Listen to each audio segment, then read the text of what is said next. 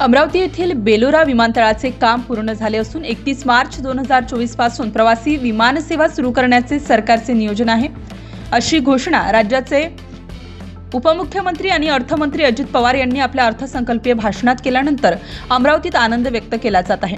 अमरावती विमानतळावर नुकतीच air calibration of precision approach path indicator अर्थात PAPI चाचणी यशस्वीरित्या पूर्ण केली आहे। त्यामुळे अमरावतीकरांना मुंबईपर्यंत विमानाने ये-जा करण्याचा मार्ग मोकळा झाला आहे।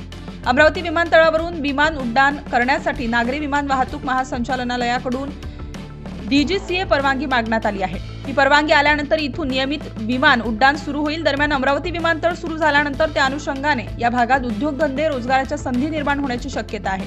येत्या 31 मार्च पासून प्रवासी विमान सेवा सुरू होण्याचे संकेत अर्थमंत्र्यांनी दिल्याने आता अमरावतीकरांचे विमान सेवेचे स्वप्न पूर्ण होणार आहे। अर्थमंत्र्यांच्या घोषणेचे स्वागत करण्यात येत आहे।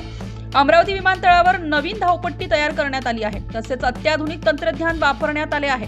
18x50 मीटरची ही धावपट्टी आहे, त्यामुळे येथून ATR हे 72 आसनी विमान उडू शकणार आहे।